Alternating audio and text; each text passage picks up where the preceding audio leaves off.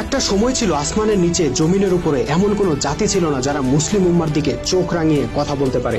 মুসলিমরা ছিল বিশ্বের অপ্রতিরোধ্য জাতি, শাসক জাতি। কিন্তু সেই উম্মা আজ পৃথিবীর সর্বত্র মার খেয়ে বেড়াচ্ছে কেন? কিভাবে ঘটলো তাদের এত বড় অধঃপতন?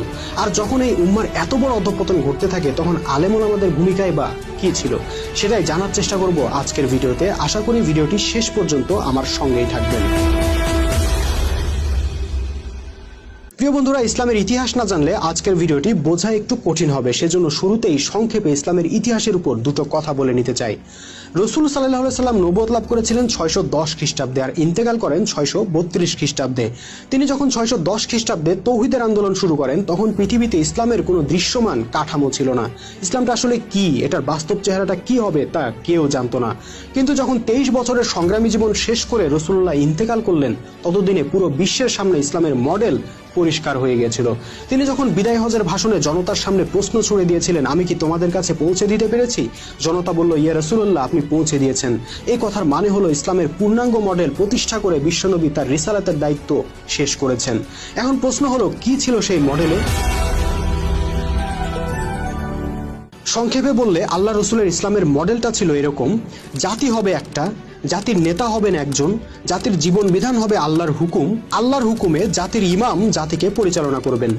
জাতির লক্ষ্য উদ্দেশ্য হবে আল্লাহর জমিনে আল্লাহর দ্বীন প্রতিষ্ঠার মাধ্যমে সারা বিশ্ব থেকে অন্যায়, অবিচার, যুদ্ধ, রক্তপাত নির্মূল করা।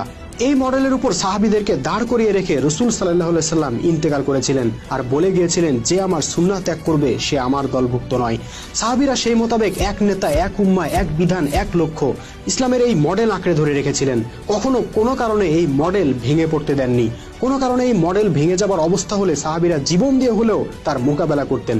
যেমন তৃতীয় খলিফা উসমান রাদিয়াল্লাহু আনহু এর হত্যাকাণ্ডের পর মুয়াবিয়া রাদিয়াল্লাহু আনহু যখন আলী রাদিয়াল্লাহু আনহুর হাতে বায়াত নিলেন না, তখন জাতির নেতা দুইজন হয়ে গেল, যা সাহাবীরা মেনে নিলেন না। কারণ তারা ভালোভাবেই জানতেন জাতির নেতা হবেন একজন, আর সেই একজন নেতার নির্দেশেই পরিচালিত হবে মুসলিমদের জাতীয় জীবন। তাই সাহাবীরা বাধ্য হয়ে উষ্ট্রের যুদ্ধ, সিফিনের যুদ্ধ করেছেন, জীবন দিয়েছেন, কিন্তু ইসলামের এই মডেলকে নষ্ট হতে দেননি। তারা ঠিকই এক জাতি, এক নেতা, এক বিধান, এই সুন্নাহ অটুট রেখেছেন। আর সেই মডেল অটুট রেখেছেন বলেই তারা ছিলেন পৃথিবীর সেরা জাতি, সুপার পাওয়ার। তাদের দিকে চোখ তুলে কথা বলার মতো কোনো শক্তি পৃথিবীতে ছিল না। কিন্তু এখন কি দেখা যাচ্ছে?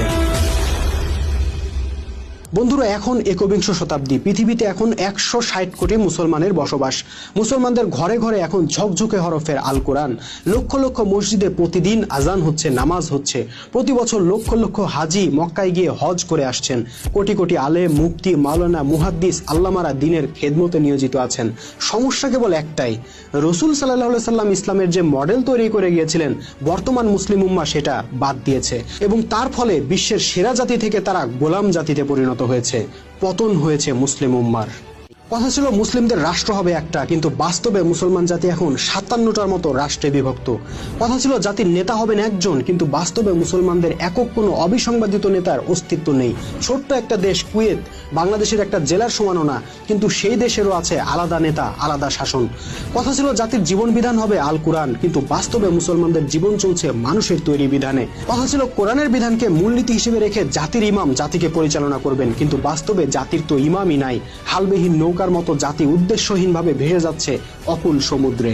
কথা ছিল এই উম্মাহ সারা বিশ্ব থেকে অন্যায়, অবিচার, যুদ্ধ, রক্তপাত নির্মূল করবে, কিন্তু বাস্তবে তাদের নিজেদের পিঠ রক্ষা করাটাও তাদের পক্ষে অসম্ভব হয়ে পড়েছে। অর্থাৎ এই কথা পরিষ্কার যে রাসূল সাল্লাল্লাহু আলাইহি সাল্লাম যে মডেলের উপর উম্মাহকে রেখে গিয়েছিলেন এবং যেটাকে ইসলাম হিসেবে প্রতিষ্ঠা করে গিয়েছিলেন, সেই মডেলের ধারে কাছেও আমরা নাই। এখন প্রশ্ন হলো দুইটা: এক, ইসলামের সিস্টেমে এত বড় উলটপালট কিভাবে হয়ে গেল, এবং দুই, এত কিছু হয়ে গেল আমাদের আলেম সাহেবরা কি করলেন? দর্শক, এই পুরো বিষয়টি বিস্তারিত বলতে গেলে ভিডিওর ডিউরেশন অনেক বড় হয়ে যাবে। আমি অতি সংক্ষেপে মূল বিষয়টা শুধু তুলে ধরছি। রাসূল সাল্লাল্লাহু আলাইহি সাল্লাম ও তার সাহাবীদের একমাত্র মিশন ছিল সমস্ত পৃথিবীতে আল্লাহর দ্বীন প্রতিষ্ঠা করা। সেই মিশন বাস্তবায়নের জন্য তারা এক দেহ এক প্রাণ হয়ে কেবল যুদ্ধ চালিয়ে গেছেন, ছুটে গেছেন এক রণাঙ্গন থেকে আরেক রণাঙ্গনে। তাদের দুর্ধর্ষ সংগ্রামের ফলে অর্ধ পৃথিবীতে আল্লাহর দ্বীন প্রতিষ্ঠা হয়েছিল। কিন্তু সাহাবীরা দুনিয়া থেকে চলে যাবার পর তাদের পরবর্তী প্রজন্মগুলোর কাছে দ্বীন প্রতিষ্ঠার সংগ্রামের গুরুত্ব কমে যেতে থাকে। এদিকে রাষ্ট্রীয়ভাবেও শাসকরা দ্বীন প্রতিষ্ঠার চেতনা ভুলে ভোগ বিলাসিতায় মত্ত হয়ে ওঠে, ফলে জেহাদ বন্ধ হয়ে যায়। জেহাদ যখন যখন বন্ধ হয়ে গেল তখন মুসলিমরা কি করবে? বেকার তো বসে থাকা যায় না। একটি শ্রেণী শুরু করলো দিনের অতি ব্যাখ্যা, অতি বিশ্লেষণ। তারা ইসলামের চুলচেরা বিশ্লেষণ করে শরীয়তের লক্ষ লক্ষ মাসলা মাসাইল রচনা করা শুরু করলো এবং এটাকেই ইসলামের লক্ষ্য বানিয়ে ফেললো। এসব ব্যাখ্যা বিশ্লেষণ নিয়ে স্বভাবতই আলেমদের মধ্যে মতভেদ শুরু হয়ে গেল। এভাবে হাদিস নিয়ে, ফিকাহ নিয়ে, তাফসির নিয়ে চুলচেরা গবেষণা ও ব্যাখ্যা বিশ্লেষণই যখন উম্মার সবচেয়ে গুরুত্বপূর্ণ কাজ হয়ে দাঁড়ালো, তখন সেই কাজের পার্শ্ব প্রতিক্রিয়া হিসেবে উম্মার মধ্যে বিভিন্ন ফিরকা মাযহাবের জন্ম হতে লাগলো এবং ঐক্য ভেঙে খান খান হয়ে গেল। এদিকে আরেক দল সুফি দরবেশের আবির্ভাব হলো, যারা ইসলামের মূল স্পিরিটকে চেঞ্জ করে দিলেন। তারা ব্যক্তিগতভাবে আত্মার উন্নতিকে মুসলিমদের মুখ্য কর্তব্য হিসেবে প্রচার করলেন। তারা রাসূলের নামে মিথ্যা হাদিস প্রচার করে বললেন আত্মার বিরুদ্ধে জেহাদি হলো বড় জিহাদ। ফলে পৃথিবী থেকে অন্যায়, অবিচার, যুদ্ধ বন্ধ করার মিশন পুরোপুরি মুখ থুবড়ে পড়ল। এভাবে ঐক্য হারিয়ে, লক্ষ্য হারিয়ে, অযোগ্য নেতৃত্বের অধীনে আলেমদের মাসলা মাসালের জালে আটকা পড়ে জাতি যখন দিশেহারা, তখন ইউরোপীয়রা আক্রমণ করে এই উম্মার হাত থেকে রাষ্ট্রশক্তি ছিনিয়ে নিল এবং এদেরকে গোলাম বানিয়ে দিল। ইউরোপীয় খ্রিস্টানরা তো আর কোরআনের বিধান দিয়ে মুসলমানদেরকে পরিচালিত করবে না। স্বভাবতই তারা কোরআনের বিধান বাতিল করে দিয়ে মুসলমানদের জাতীয় জীবনে পশ্চিমাদের তৈরি রাজনৈতিক ব্যবস্থা, অর্থনৈতিক ব্যবস্থা, বিচার ব্যবস্থা ও শিক্ষা ব্যবস্থা প্রয়োগ করলো। ফলে মুসলমানদের ইলাহ বা বিধানদাতা আর আল্লাহ রইলেন না, ইউরোপীয় খ্রিস্টানরা তাদের ইলাহ হয়ে গেল। মুসলিমদের জাতীয় জীবন শিরকে ডুবে গেল। ধূর্ত ব্রিটিশরা ভালোভাবেই জানতো মুসলমানদের সকল শক্তির উৎস হলো ইসলাম, আর ইসলামের সবচেয়ে বিপজ্জনক বিষয় হলো তৌহিদ ও জেহাদ। তৌহিদ মানে হলো আল্লাহর সার্বভৌমত্ব। কাজে তৌহিদ থাকলে ব্রিটিশের হুকুম চলবে না, আর জেহাদ থাকলে ব্রিটিশের পালানো ছাড়া উপায় নেই। তাই খ্রিস্টান ওরিয়েন্টালিস্টরা অনেক গবেষণা করে তৌহিদ ও জেহাদবিহীন মাসলা মাসাইল সর্বস্ব একটি নখদন্তহীন ইসলাম আবিষ্কার করলো। আর সেই ইসলাম শেখানোর জন্য তারা 1780 সালে কলকাতায় স্থাপন করলো কলকাতা আলিয়া মাদ্রাসা। এই মাদ্রাসার ইতিহাস যারা জানেন তাদেরকে বলে দিতে হবে না, এই মাদ্রাসার শুরুর দিকে 26 জন খ্রিস্টান পণ্ডিত 76 বছর যাবৎ অধ্যক্ষের দায়িত্ব পালন করেছেন। খ্রিস্টানরা যখন মুসলমানদেরকে মাদ্রাসা বানিয়ে ইসলাম শেখায়, তখন বুঝতে হবে সেই ইসলাম আর যাই হোক আল্লাহ রসুলের ইসলাম নয়। এই যখন পরিস্থিতি, তখন আমাদের দেওবন্দ ঘরানার আলেমরা চিন্তা করলেন, হায় হায়, সবই তো গেল, রাষ্ট্র ব্যবস্থা গেল, অর্থ ব্যবস্থা গেল, বিচার ব্যবস্থা গেল, সমাজ ব্যবস্থা গেল, শিক্ষা ব্যবস্থাও গেল, ইসলামের তো কিছুই রইল না। আলেম বলে পরিচয় দেওয়াই তো লজ্জার বিষয় হয়ে দাঁড়াচ্ছে। তাই তারা লজ্জা থেকে বাঁচার জন্য কিছু একটা করার তাগিদ অনুভব করলেন। তখন এই আলেমরা শুধু ইসলামের তাহজিব তমদ্দুন বা মুসলিমদের কৃষ্টি কালচার রক্ষার জন্য ভারতে 1866 সালে দেওবন্দ মাদ্রাসা স্থাপন করলেন। সেখান থেকে পড়াশোনা করে বের হয়ে হাজার হাজার আলেম পরবর্তীতে ভারতবর্ষের বিভিন্ন জায়গায় দেওবন্দ মাদ্রাসা বা কওমি মাদ্রাসা স্থাপন শুরু করলেন। উদ্দেশ্য একই, ইসলামের তাহজিব তমদ্দুন রক্ষা করা। সেই থেকে আমাদের জাতীয় জীবন চলছে মানুষের তৈরি বিধানে, আর আমাদের মাওলানা সাহেবরা মাদ্রাসা বানিয়ে উম্মাকে ওজুর মাসলা, গোসলের মাসলা, ঢিলা কুলুকের মাসলা শেখাচ্ছেন, আরবি ব্যাকরণ শেখাচ্ছেন, সহিভাবে কোরআন তেলাওয়াত করা শেখাচ্ছেন। যা ফল হবার তাই হয়েছে। দীর্ঘদিনের প্র্যাকটিসের ফলে আমাদের মুসলিম সমাজ এখন রাষ্ট্রহীন, খেলাফতহীন, ব্যক্তিগত ইসলামে অভ্যস্ত হয়ে গেছে। তারা এখন মনে করে ইসলাম মানে নামাজ পড়া, রোজা রাখা, দাড়ি রাখা, মসজিদ মাদ্রাসার জন্য দান খয়রাত করা, হুজুরদেরকে মোহব্বত করা ইত্যাদি। এগুলো করলেই ইসলাম পালন হয়ে যায়।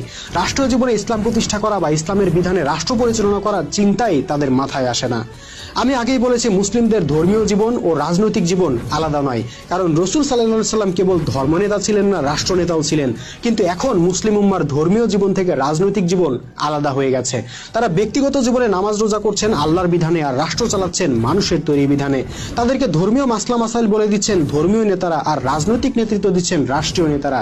ইসলামে যে ধর্ম ও রাষ্ট্র আলাদা নয়, মুসলিমদের একজন নেতা থাকবেন, খলিফা থাকবেন, কোরআনের বিধানে রাষ্ট্র চলবে, কোরআনের বিধানে অর্থনীতি চলবে, কোরআনের বিধানে বিচার চলবে, এই ধারণা মুসলিমরা ভুলে গেছে। হ্যাঁ, মুসলিমরা ভুলতো না যদি আমাদের আলেম সাহেবরা সত্যিকারের আলেমের দায়িত্ব পালন করতেন। কিন্তু আমাদের দুর্ভাগ্য যে আলেমরা মুসলিম উম্মাকে পথ দেখানোর বদলে, দিন প্রতিষ্ঠার জেহাদের জন্য প্রস্তুত করার বদলে ঘুম পাড়ানোর দায়িত্ব পালন করে যাচ্ছেন।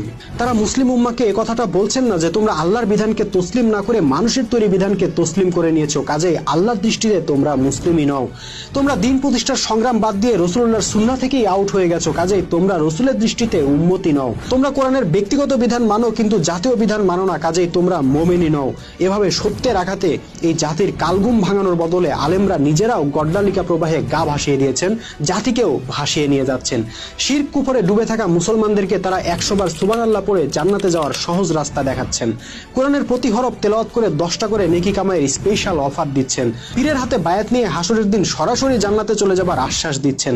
মসজিদ মাদ্রাসার জন্য দানকারীকে মা বাবা সহ জান্নাতে ইবাদতের লাইসেন্স দিয়ে দিচ্ছেন। আরবের খেজুর খেয়ে জব্বা পরে ডান কাতে শুয়ে আর খাবার পরে মিষ্টি খেয়ে রসুলের পাক্কা উম্মত হবার উপায় বাতলে দিচ্ছেন। তাহলে কে জীবনের রিস্ক নিয়ে দিন প্রতিষ্ঠার সংগ্রামে নামতে যাবে? আপনি যদি 100 বার সুবহানাল্লাহ পাঠ করে জান্নাতে চলে যাইতে পারেন, তাহলে কেন জীবনের রিস্ক নিতে যাবেন? কেন দিন প্রতিষ্ঠার কাজ করতে গিয়ে মার খাবেন, গালি খাবেন, নির্যাতিত হবেন? প্রিয় বন্ধুরা, ভিডিওর আকার ইতোমধ্যেই অনেক বড় হয়ে গেছে, আমি আর দীর্ঘায়িত করতে চাচ্ছি না। পুরো ভিডিওতে আমি যে কথাটা জোর দিয়ে বোঝানোর চেষ্টা করলাম তা হলো, ইসলাম শুধু ব্যক্তিগত বিষয় না যে ব্যক্তিগতভাবে কিছু মানুষ চাঁদা দিয়ে মাদ্রাসা বানিয়ে সেখানে ব্যক্তিগতভাবে ইসলামের মাসলা মাসাইল শিখে ফেললেই ইসলাম পালন হয়ে গেল। না বন্ধুরা, ইসলাম হলো রাষ্ট্রীয় জীবন বিধান, যা রাষ্ট্রীয় জীবনের প্রতিষ্ঠা করতে হয়। সেজন্য বিশ্বনবী তার নবুয়তি আন্দোলন শুরু করার 13 বছরের মধ্যেই মদিনা নামক রাষ্ট্রশক্তি কায়েম করেছিলেন এবং পরবর্তী 10 বছরে পুরো আরব উপদ্বীপে দিন প্রতিষ্ঠা করেছিলেন, ইসলামের মডেল প্রতিষ্ঠা করেছিলেন। কিন্তু রসুলের রেখে যাওয়া সেই ইসলামের মডেল বাদ দিয়ে আমরা বর্তমানে মাদ্রাসা কেন্দ্রিক, রাষ্ট্রহীন, খেলাফতহীন নতুন আরেকটা ইসলামের মডেল আবিষ্কার করে নিয়েছি। আর যেহেতু এই মডেল আমরা শতাব্দীর পর শতাব্দী যাবৎ দেখে আসছি, তাই এটাতেই গভীরভাবে অভ্যস্ত হয়ে গিয়েছি। আমরা উল্টো পথে হাঁটছি, তাই সোজা পথ কেউ দেখিয়ে দিলে সেটাকেই উল্টো পথ বলে মনে হয়। কিন্তু কথায় আছে, উল্টো পথে 1000 কদম আগানোর চাইতে সঠিক পথে 1 কদম আগানো অনেক উত্তম। আজকের ভিডিও থেকে যদি একজনও সঠিক পথের সন্ধান খুঁজে পান, তাহলে সেটাই হবে আসল সার্থকতা, ইনশাআল্লাহ। বন্ধুরা, আজ এখানেই শেষ করছি। আজকের ভিডিওটি কেমন লাগলো কমেন্ট করে জানাতে ভুলবেন না। কোনো বিষয়ে দ্বিমত থাকলেও অবশ্যই কমেন্ট করে জানাবেন। আজকের মতো এখানে বিদায় নিচ্ছি। সবাইকে আল্লাহ হাফেজ, সালামু আলাইকুম ওয়া রাহমাতুল্লাহি ওয়া বারাকাতুহু।